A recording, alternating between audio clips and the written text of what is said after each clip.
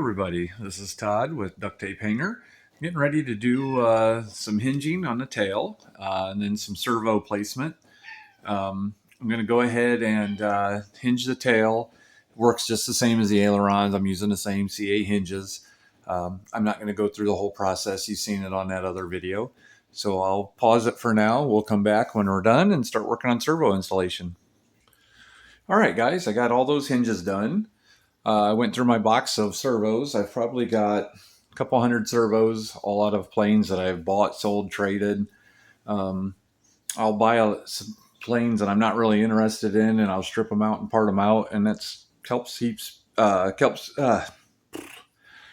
keep paying for my hobby when I'm not stuttering, but helps pay for other stuff that I get. I tell people all the time, if you get a good deal on something, or if you see a good deal, even if it's not something you're really passionate about, if you like to barter, deal, trade, swap, it's well worth getting. And maybe you can turn it into something you would like. And I've done that for a long time now in the hobby. I've got about 27 giant scale planes, and I live in a 2-bedroom apartment. I got a trailer full outside.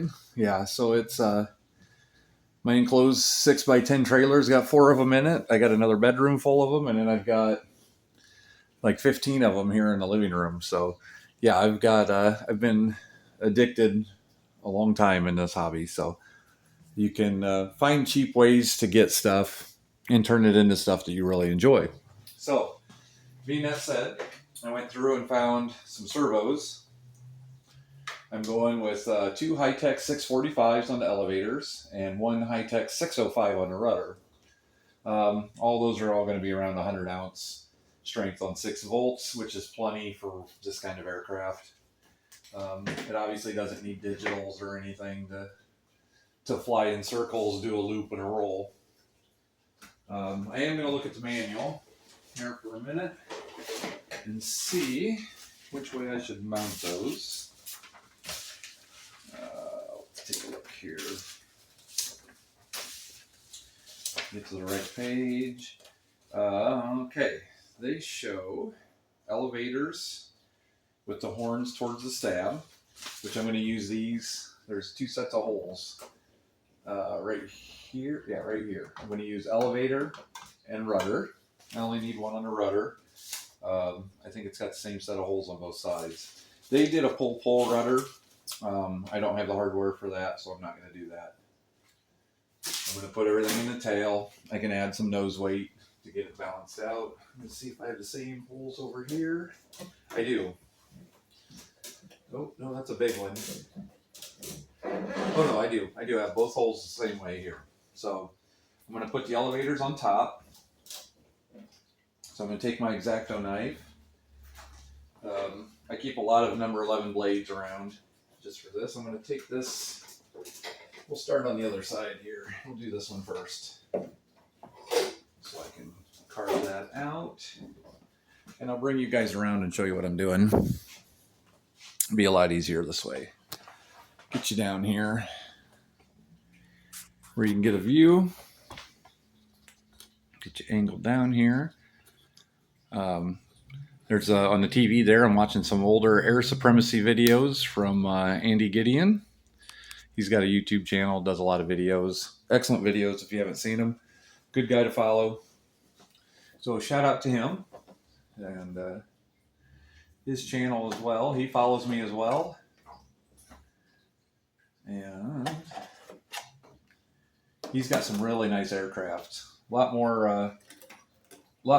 more high dollar stuff than you're ever going to see on this channel. Everything on here is going to be all budget build stuff. Part of that's my own cheapness. I can't justify spending an outrageous amount of money on a plane. So that's going to be an elevator. I already have my extensions set up, so I got plenty of extension here. And I had the horn towards the elevator. So we're just going to feed this in. I'm going to tip this up, do it over here. It might be out of screen.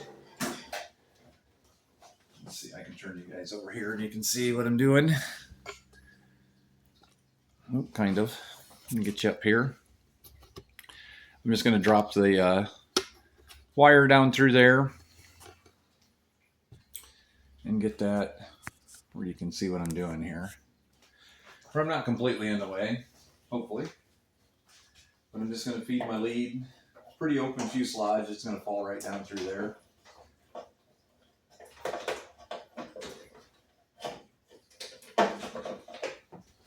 Well, it sounded good. It's catching the one bulkhead there. And I can see it. There we go. There it goes. Okay. Oop. You want it's going to go in there like that. And I'll see if my lead came through.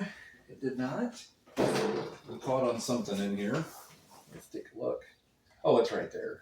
That's no problem. We can get that out. There, I think it just fell through. So we got that one done. I'm going to put the rudder underneath it in this spot right here. Like I say, that one's going to be a high-tech 605. I'm going to change the horns, put some bigger horns on this stuff. I'm going to see if we're still on the screen. Oh, you are. Okay. Make sure you can still see what I'm doing instead of just hearing me ramble in the background. I'm really looking forward to flying this ARF. I love this era of airplanes. 30s, I think, is my favorite style. Let's see. There's that. There. And right there.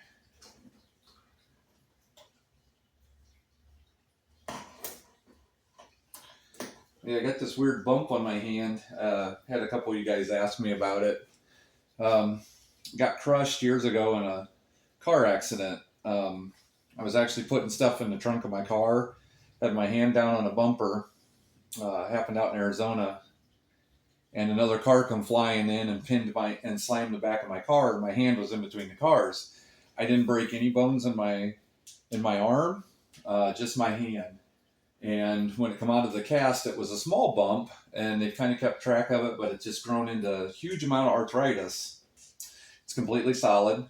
They could grind it down, but they're afraid there's a good percentage of, that I will lose some function in that hand, and that scares me to death. So I'm not going to do that. It's just mainly a hindrance of getting it out of my pockets and gloves, and just kind of messes me up there a little bit. But other than that, it's just kind of ugly looking. I thought about tattooing a ladybug or something on top of it since it's kind of got that shape, but I don't know. We're just going to leave it like it is. I've made it this long without any tattoos. I don't know if a ladybug on the hand would be the first one to get. But yeah, so that's what that is. Like I say, I know some of you guys have asked about it and asked if I was all right, and I do appreciate the concern. Okay, this is a little bigger servo, so we're going to have to shave a little bit out of there. So what I do, I just take my knife and I just shave along this edge.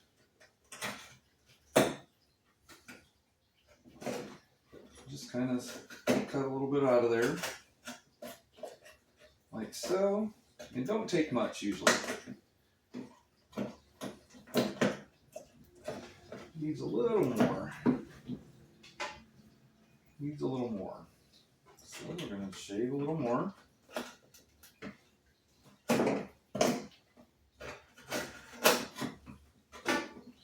Try to go both directions and try to make it at least halfway squared.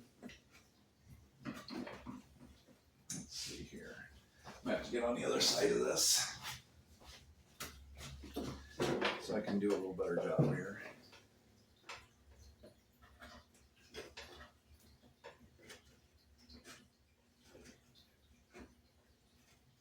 Like that.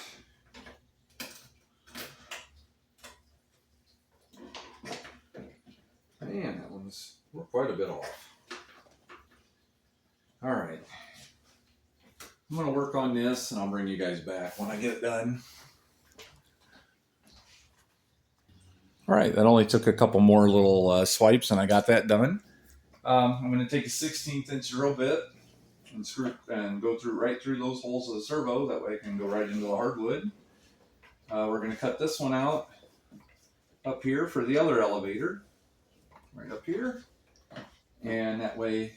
And I'm going to run those as separate channels because they're going to work opposite. You won't get the same throws even if you put the horns on the opposite because the leverage will be different, and it just won't work right that way. And you don't want to get yourself into having elevators that aren't working together. That turns into a whole nother mess when you're flying. But yeah, this whole era of airplane has always been my favorite. Something about just the classy look of them. And I love this color scheme on this one. That blue and white, just sharp to me. Might not be your cup of tea. I know some of you guys are 3D flyers, foamy flyers. Just fly whatever you like.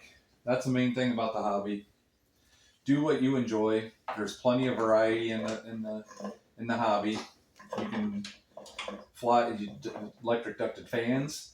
A friend of mine, he does a lot of videos. We do a lot of videos for each other. Flying, we fly together quite a bit. He owns Fan Jets USA. He is a big ducted fan guy. If you're a ducted fan guy, check him out. He also is a distributor for Flex. Does a lot of stuff depending on the products that you like and what you want to fly. He can help you out. Fantastic guy, good service. He's obviously not a sponsor. We're just friends. All right, we're going to go ahead and screw those or drill those out and get ready to screw those in.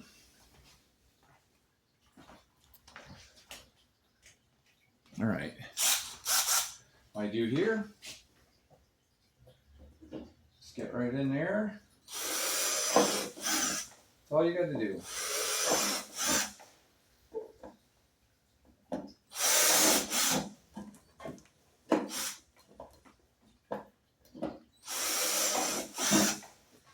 And you just repeat that process for each one of them if you haven't done this before. If you have, you know what you're doing. Do it your way, whatever works for you. Take my advice with a grain of salt. I am not a professional. I'm just a hobbyist. I've been at this for about, we're pushing 30 years now. I did take some time off there. Family and life got in the way for a while. I took about 10 years out of flying and really back into it now. So, yeah, do what works for you. Just make sure you're safe. That's all clubs ask for. Make sure whatever you're doing is safe. All right, we'll be back after I screw those in. All right, guys, we got all of those screwed in. The next thing we're going to be working on is setting our control horns here. I'm going to use the ones that came with it. I'm going to have to use a different one with the rudder. That one, I'm missing one. So I'm going to go ahead and use I've got 6 of them. So I'm going to do the ailerons, the flaps, elevators, and then I'll use a different, I have another giant scale top flight control horn that I will put here. It's going to be black. It's going to be all right. Nobody's going to pay any attention to that. We're going to got everything all hinged nicely. Everything's moving nicely. All the surfaces are in and we're making good progress. So next thing we'll be doing those, setting the control horns on the servo, making sure we get our throws matched up. Then we'll start working on installing an engine and throttle. And she's going to start winding up, coming down pike here pretty good, about finished. So maybe another week or two, we'll get her all done. All right. Thank you, guys. Have a good day.